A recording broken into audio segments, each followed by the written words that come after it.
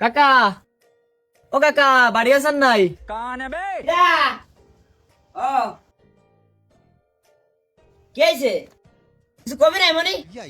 কসি কাকা, ইফতারি দেবেন না এবার? হয় দিবানি তো, এই তো কয়দিন পরে আমার ইফতারি, তা তোরা কি সাইদে ইফতারি দাঁত নিয়ে বেড়াচ্ছিস নাই? আরে দূর ও কাকা, কি যে কন, আমরা কি ওই ধরনের ছেলে ফেলে না, আপনি জানেন না? আমরা তো আগা গুড়াই মনে করেন যে বিনা দাওয়াতের মেহমান। আরে না পাগল, তোরে করছি নে, আরে তোরে তো আমি খুব ভালো করে চিনি। তুই তো বিনা দাঁতে বিয়ের দাঁত খা লোক রে। তুই যে কোন লেভেলের খানিয়ালা সেটা আমি খুব ভালো করে জানি রে মনি। আমি হয়তো দুদিন পরে মরবো। কাকা মনে হয় খানিকটা অপমান করলেন নাকি? হ্যাঁ, থাকে সমস্যা নেই, গায়ে লাগেনি, মাথার উপর দিয়ে চলে গেছে। যাক কাকা, যেটা করতে চাইছিলাম আর কি, ওই ইফতারি যেহেতু দিচ্ছেন, ওই সামান্য কিছু টাকা বেশি খরচ করে ডাইরেক্ট বিরিয়ানি দিয়ে নেন।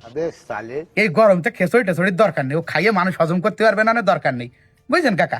এই করতে চাইছিলাম আর কি। তাহলে খায়েন, হ্যাঁ, চলে গেলাম। এই চল। ব্রেক মার, ব্রেক মার, দাঁড়া, এই জায়গা দাঁড়া।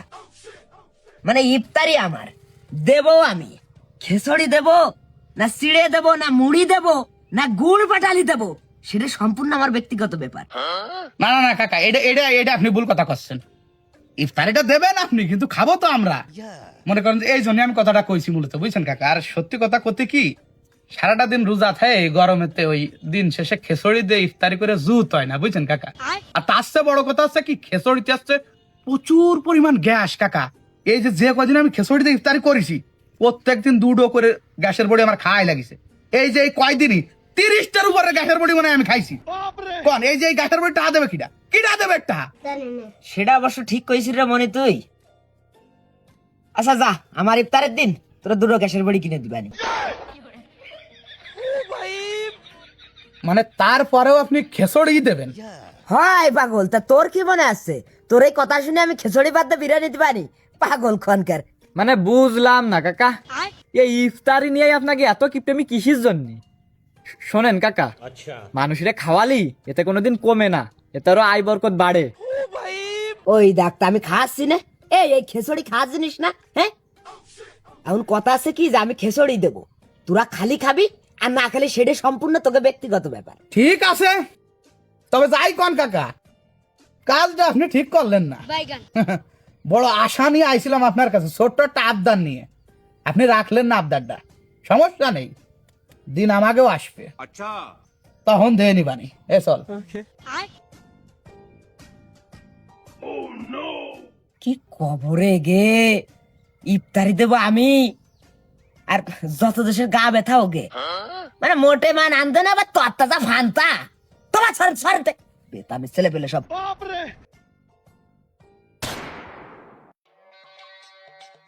শালার পুরো মিজাজটাই খারাপ করে দিচ্ছে আমার।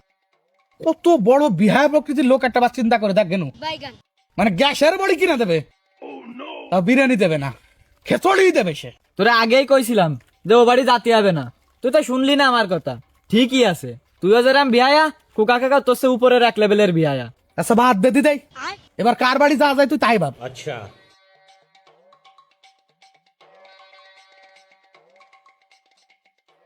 আচ্ছা, গফফার কাকার ইফতারি কি হয়ে গেছে নাই? হয়, উনারটা 2 রমজানে ছিল। আরে ও আর কোষ নে, সবজি খেচড়ি দিয়েছিল গোশ ছাড়া। কি কব, আমার আর কোনো ভাষা নেই। মানে এই খেচড়ির মধ্যে এরা পাইছে কি, আমি তো তাই বুঝলাম না। খেচড়ি বাদে অন্য কিছু দিলে কি কোনো পাপ হয়?